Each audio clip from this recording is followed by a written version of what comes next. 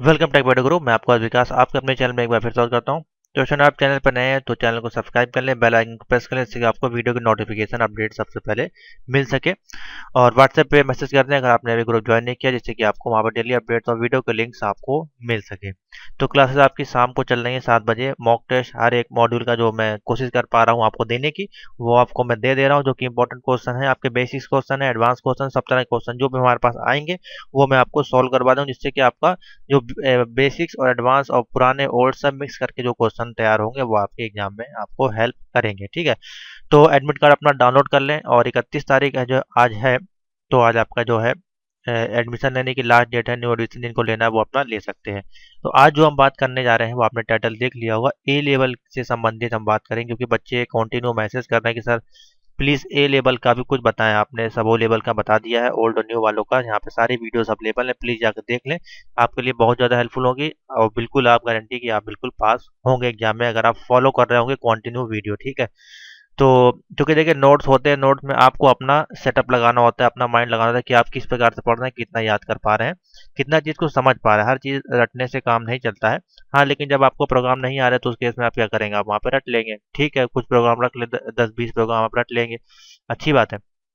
तो वहाँ पे उसको रटना ही पड़ेगा। ठीक है, तो कुछ जो थ्योरी है उनको बेसिक थोड़ा सा समझा करें, उसके बाद अपना जो भी अपने आप से बीच में आप लिख सकते हैं कुछ भी। ऐसा नहीं कि उसी से संबंधित लिखे, थोड़ा सा ऐसी भाषा में लिखे जो जनरल भाषा में लिखते हैं, उससे आप लिख सकते हैं। ठीक है, तो हम बात करेंगे आज ए लेवल के जो हमारे पास है, न्यू सिलेबस, ओल्ड सिलेबस के जो बच्चे हैं। तो ये हमारे पास जो सिलेबस है ये ओल्ड वालों का है, तो सेम ही है लगभग। ओल्ड और न्यू में अगर हम बात करें लगभग सेम है, लेकिन थोड़ा सा डिफरेंट है, आपको मैं बता देता हूँ। तो काफ़ी चीज़ें आपको देखने को मिलेंगी, वो नई मिलेंगी आपके नए वाले सिलेबस में। उसमें जो सिलेबस है आपका एडवांस किया गया, ऐड किया गया, कुछ चीज़ें नई ऐड की गई हैं। तो किस प्रकार से इसका पेपर क्या पैटर्न होता है, सबसे पहले हम बात करते हैं। सबसे पहले ए लेवल के पेपर की बात कर लें। जो कि न्यू एडमिशन वाले बच्चे हैं, जो कि R5 वाले, उनको बेचारों को कुछ भी नहीं मालूम होगा इस बारे में, वो फर्स्ट टाइम एग्जाम देंगे। और बहुत से बच्चे होते हैं जो डायरेक्ट अप्लाई करते हैं, बहुत से बच्चे होते हैं जो ओ लेवल करने के बाद ए लेवल करते हैं, तो उनके लिए थोड़ा सा आसान हो जाता है। वो इतना कुछ जान चुके होते हैं पेपर को कैसे क्या लिखना, कब कैसे क्या नंबर मिलते हैं। तो शुरू के जो 4 पेपर हैं यहाँ पे जो दिए गए हैं, देखिए ये प्रीवियस ईयर्स के आप पेपर मांगते हैं, तो प्रीवियस ईयर्स के पेपर हमारे पास खुद नहीं अवेलेबल है, क्योंकि अभी फर्स्ट टाइम आपका एग्जाम होने वाला है। ठीक है, ओ लेवल हो चाहे ए लेवल के बच्चे हों, R5 वाले जो भी हैं, उनका फर्स्ट टाइम एग्जाम होगा। तो हम लोग जो बनाते हैं वो गैस पेपर आपको बनाते हैं कि हाँ, कुछ हर चैप्टर से कुछ गैस क्वेश्चन, इंपॉर्टेंट क्वेश्चन बना के आपको देते हैं कि आप कुछ ना अगर तैयार कर पाए तो कम से कम इतना तो पढ़ ही लें। कम से कम इससे आपका जो भी है 60% 70% नंबर तो आपको बन ही जाएंगे, यानी कि आपका बी ग्रेड डी ग्रेड कम से कम आ ही जाएगा, आपका पासिंग मार्क आ जाएगा, आपको सर्टिफिकेट इशू हो जाएगा। ठीक है, तो इतना हम कोशिश आपके लिए कर देते हैं। और हो सकता है कि ना भी मिले क्वेश्चन वो, तो उससे मिलता जुलता कोई क्वेश्चन है तब भी आप उसका आंसर लिखें। ऐसा नहीं है कि हमने आप हमसे गारंटी लेके ही परचेस करते हैं कि सर 100% मिलना चाहिए तभी हम पेमेंट करेंगे, तो ऐसा नहीं होता है। ऐसा कहीं भी नहीं होता। कहीं भी आप बुक परचेस करें उसमें कभी ऐसा नहीं हो कि वही क्वेश्चन आपको अगले दिन मिल जाएंगे। गैस किया जाता है, एक तरह से इंपॉर्टेंट होता है, एक्सपीरियंस होता है, उसके अनुसार सारी चीज़ें होती हैं। ठीक है, तो जो ओल्ड वाले बच्चे हैं, R4 वाले जो हैं ए लेवल के बच्चे, उनके लिए तो ये पेपर रामबाण का काम करेंगे। इसको आप अगर नहीं देखें तो आप अभी तक बहुत गलती कर रहे हैं, प्लीज़ इसको जाकर देख लें। ऑब्जेक्टिव आपके यहाँ से तैयार हो जाएंगे। R5 वाले जो बच्चे हैं उनके जो सेम सिलेबस हैं, जैसे कि यहाँ पे कंप्यूटर सिस्टम आर्किटेक्चर है, तो अभी हम न्यू वाली PDF में समझा दे रहा हूँ कैसे आपको पढ़ना है, तब आपको अच्छे से समझ में आ जाएगा। तो देखिए यहाँ पे जो सिलेबस हमारे पास है न्यू वाला, उसमें हम सीधे आएंगे कंप्यूटर सिस्टम ऑर्गेनाइजेशन पे आएंगे। तो देखिए किस प्रकार से पैटर्न बनाया गया है, क्या है, मैं आपको पूरा चीज़ समझा देता हूँ। तो ये है आपका सिलेबस। ठीक है, जो न्यू वाले हैं, और ये है ओल्ड वाला सिलेबस। ठीक है, यहाँ पे देखिए R4 लिखा है, यहाँ पे R5 है।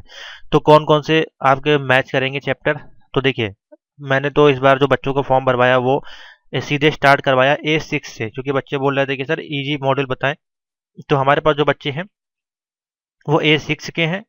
A7 भी लोगों ने भरा है, A8 भी भरा है, तो ये 3 तो हमारे पास हैं। और कुछ बच्चों ने इसमें से भरा है A10.3 भरा है। और हमारे पास जो PDF परचेस की गई उसको मैं बता रहा हूँ आपके अनुसार। और A9.3 होगा, हाँ ये नेटवर्क मैनेजमेंट हो गया ये।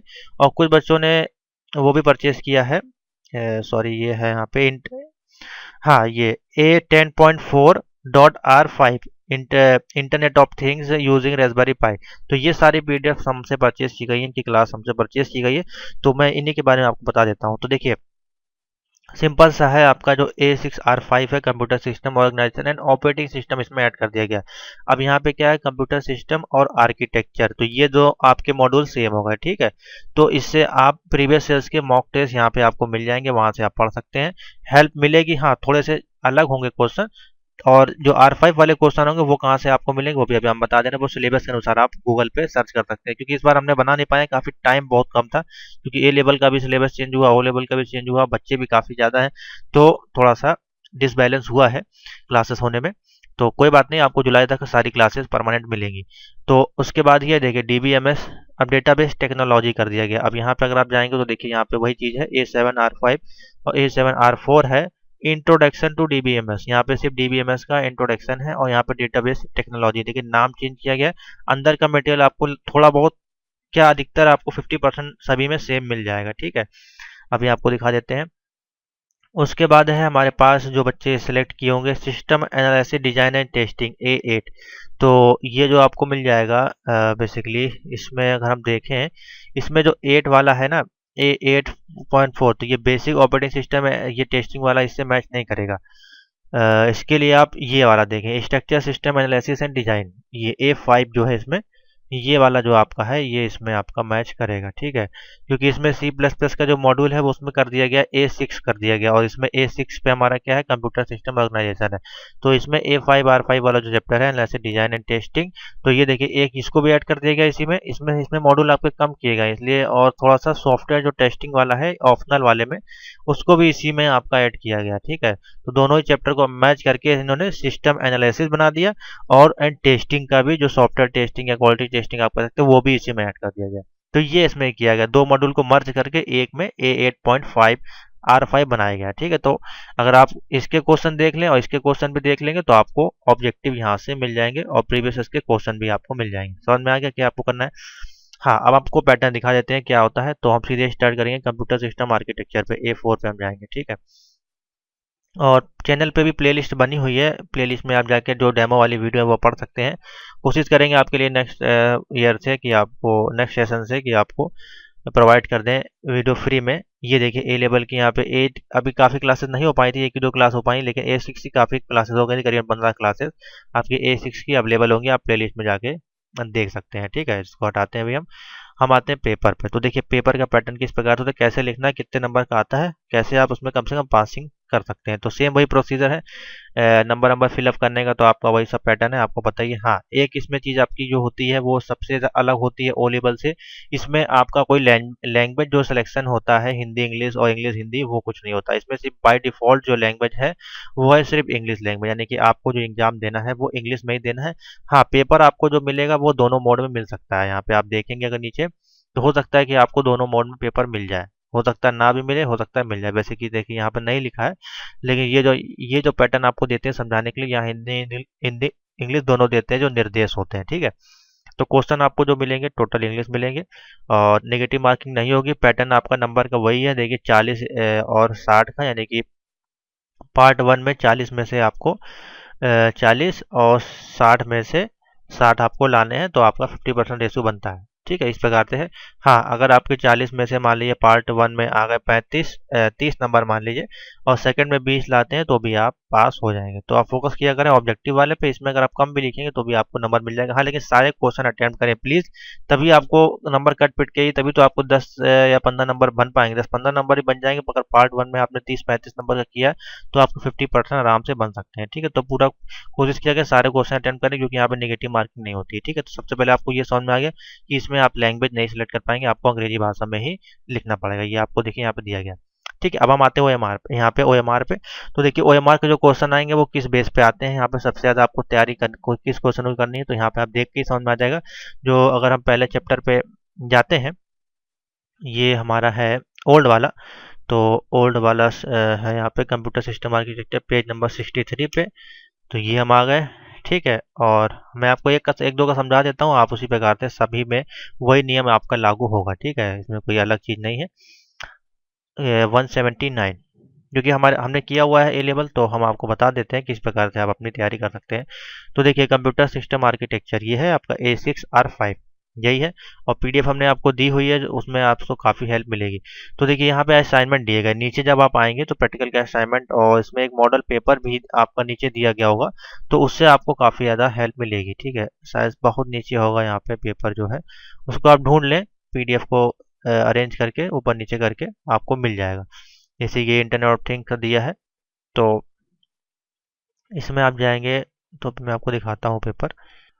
बहुत ज़्यादा लंबी पीडीएफ बना दी गई है, 300 पेज की। हाँ, ये आप मॉड्यूल पे आकर नीचे आते हैं तो यहाँ से आपका जो है, ये आपका प्रैक्टिकल वाला पार्ट आप छोड़ दें, इसके लिए आपके पास अभी टाइम नहीं है। हाँ, ये मॉड्यूल है आपका A6R5 वाले जो बच्चे हैं उनके लिए इसमें पेपर दिया गया। तो देखिए क्वेश्चन, देखिए सेम आपको पहला पहला क्वेश्चन दोनों ही मॉड्यूल में आपको देखने को मिल गया। ठीक है, अगर मैं यहाँ पे अभी आपको जो पेपर दिखा रहा, देखिए एंड गेट, नॉर गेट, और गेट, ये सारे जो आपके क्वेश्चन होते हैं, सबसे ज़्यादा क्वेश्चन इन्हीं टॉपिक पे बनते हैं, क्योंकि ऑब्जेक्टिव के लिए आपके यही टॉपिक इसमें छोटे और सिंपल होते हैं, जो कि आप जल्दी से तैयार कर सकते हैं। तो देखिए इसमें भी जो आपका एग्जांपल दिया गया, which one of the following is universal gate. Universal gate आपका इसमें से कौन सा है वो आपको बताना है। इसको मैंने सॉल्व नहीं करवा पाया क्योंकि टाइम बहुत ही ज़्यादा कम था।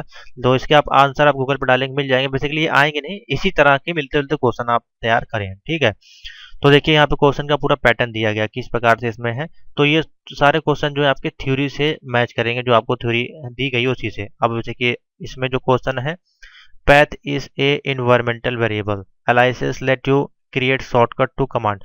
तो ये सब थ्योरी में आपको दिया गया, थोड़ा सा डीप में आपको पढ़ना पड़ेगा क्योंकि इसमें आप ट्रांसलेट नहीं कर सकते हैं, आपको इंग्लिश में ही पढ़ के इंग्लिश में ही उसको आउटपुट उसका निकालना होता है। तो अगर अगर आपकी थोड़ी सी कमजोर होगी, इंग्लिश वीक होगी, तो हो सकता है कि आपको दिक्कत हो सकती है। मैं आपको डरा नहीं रहा हूँ, लेकिन मैं आपको जो है पॉसिबल वो बता रहा हूँ। इसलिए थोड़ा सा इसमें आपको पढ़ना पड़ता है, क्योंकि देखिए आपने फर्स्ट ईयर और 12th भी किया होगा, उसके बाद आपने ओ लेवल किया, ठीक है, अच्छी बात है।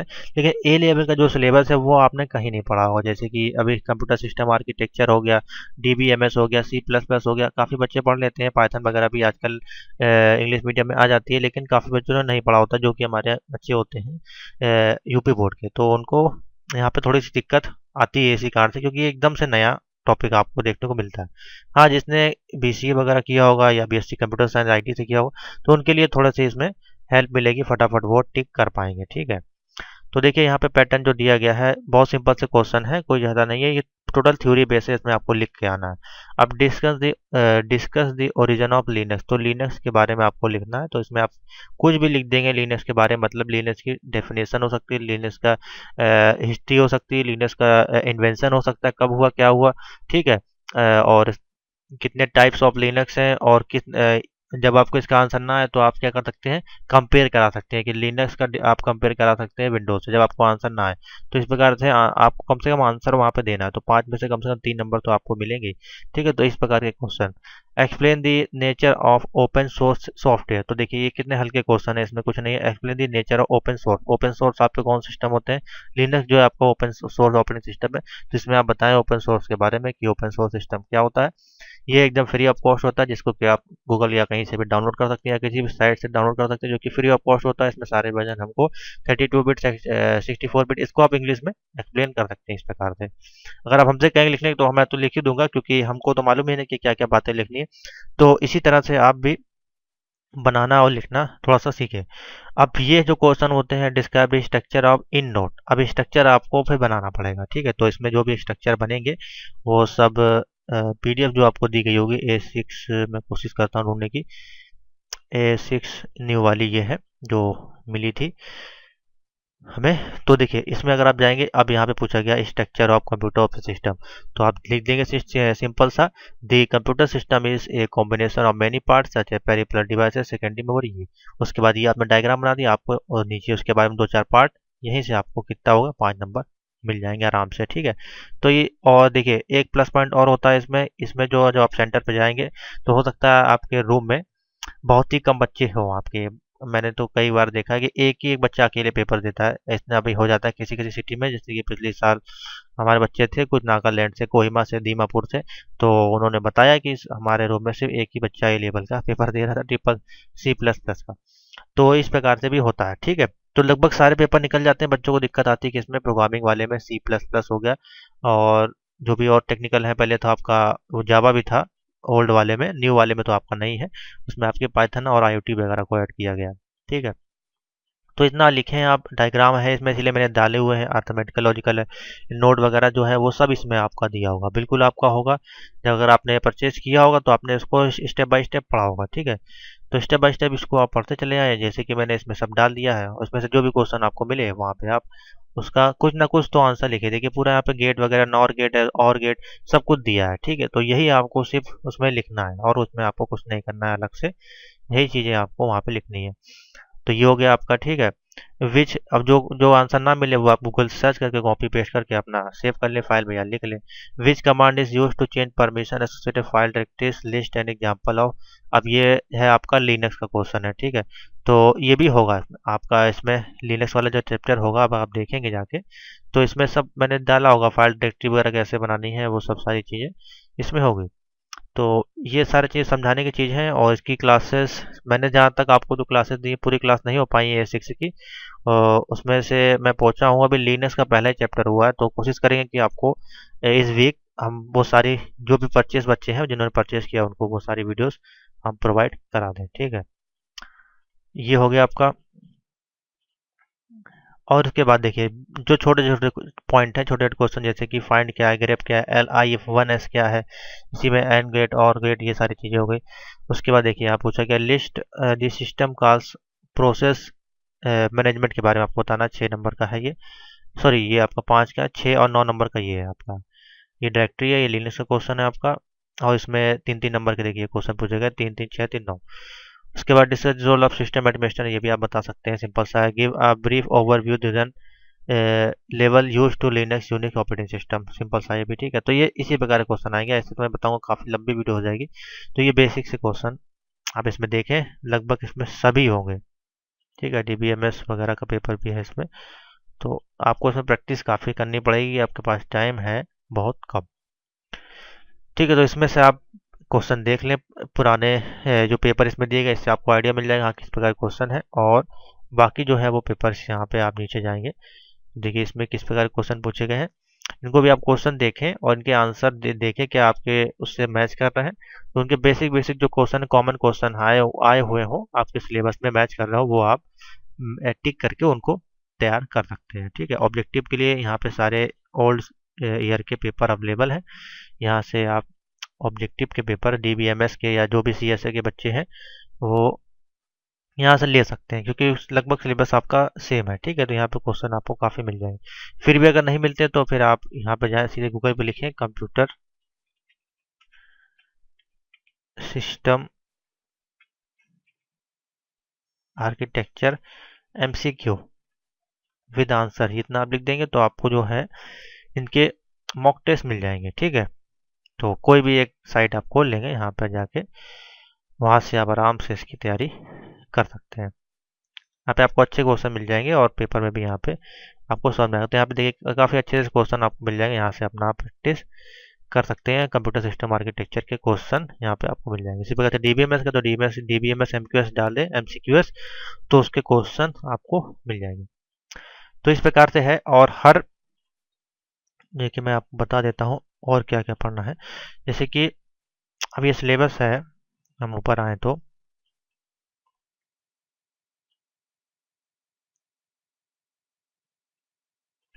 हर टॉपिक की जो हेडिंग्स है, ठीक है, हेडिंग का जो टॉपिक है, जैसे कि अभी मैं आपको दिखाता हूँ,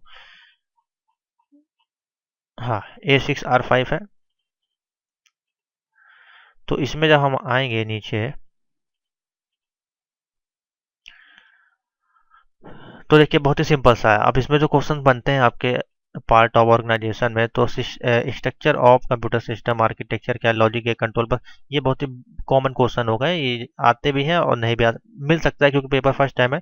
तो ये तो बहुत ही बेसिक क्वेश्चन है, ये आप आराम से कर पाएंगे। जैसे कि अभी आपको मैंने PDF में दिखाया था कि क्या क्या है आपके स्ट्रक्चर वगैरह, इसीलिए मैंने पूरा कंट्रोल यूनिट सब एकदम स्टेप बाय स्टेप बनाया है, जो कि सिलेबस का एक एक क्वेश्चन आपको मैच करेगा, ठीक है। उसके बाद इसमें आपका इंपॉर्टेंट, जैसे कि 1s क्या है, 2s कॉम्प्लीमेंट क्या है, ठीक है, बाइनरी आपका है, 2s कॉम्प्लीमेंट मल्टीप्लिकेशन मैप को, नंबर सिस्टम्स होगा, इसमें आपको कोई क्वेश्चन दे सकता है। हाँ, रजिस्टर का इंपॉर्टेंट क्वेश्चन है, जनरल रजिस्टर्स क्या है, डेटा ट्रांसफर मैनिपुलेशन क्या है इसमें, ठीक है, एड्रेस मोड्स आपका क्या है, इस प्रकार के क्वेश्चन हो गए। तो यहाँ से आप क्वेश्चन टिक किया करें। इसी प्रकार से हम आपको वो भी देते हैं, क्या कहते हैं, पीडीएफ बना के देते हैं। इंट्रोडक्शन टू रेड आपका क्या है, ठीक है। मेन मेमोरी कैश मेमोरी में अंतर क्या है, डायनेमिक मेमोरी क्या है, कैरेक्टरिस्टिक्स ऑफ मेमोरीज क्या है, ठीक है। पेरिफेरल डिवाइस कौन सी होती है, इनपुट आउटपुट डिवाइसेस कौन सी होती है, एनक्रोमियस डेटा ट्रांसफर मोड आपका क्या होता है, डायरेक्ट मेमोरी एक्सेस ये क्या होता है, ठीक है। और सिंक्रोमियस और इनक्रोमियस डेटा टाइम्स में डिफरेंट क्या है, ठीक है। क्वेश्चन यहाँ से हो गया आपका। ऑपरेटिंग सिस्टम में तो टाइप्स ऑफ ऑपरेटिंग सिस्टम है, उसके फंक्शन क्या है, यहाँ पे हो गया आपका। हाँ, लिनक्स से आपके अधिकतर क्वेश्चन मिलेंगे, क्योंकि ये थोड़ा सा एक दो क्वेश्चन इसमें ज़्यादा आपको मिलेंगे। अगर देखा जाए तो इसमें देखिए नंबर पैटर्न आपका शायद दिया है, हाँ, तो ये नंबर पैटर्न भी देख लिया करें किस चैप्टर से कितने का इन्होंने डिवाइडेड किया हुआ है, तो उस चैप्टर पे थोड़ा सा आप ज़्यादा फोकस, जैसे कि मैंने आपको बताया लिनक्स, ये और ये देखिए चैप्टर से ज़्यादा ज़्यादा नंबर के क्वेश्चन आएंगे। बाकी इस सबसे एक एक क्वेश्चन आपको मिलेगा बेसिक से, 3 3 नंबर वाले, ठीक है। तो इसी प्रकार से सभी को आपको डिवाइड करना है, मैं एक एक का नहीं बताऊंगा, एक का मैं बता दे रहा हूँ। इसी की तरह से आपको सभी जो आपके मॉड्यूल्स हैं इसमें जो दिए गए, डेटाबेस हो गया या अदर कोई आपका मॉड्यूल है, उसमें आपको सेम रूल फॉलो करना है। अब डेटाबेस की बात करेंगे तो इसमें देखिए काफ़ी बड़े बड़े टॉपिक्स हैं, तो इतना आप नहीं पढ़ पाएंगे, जाहिर सी बात है, अभी आपके पास 10 दिन का टाइम है।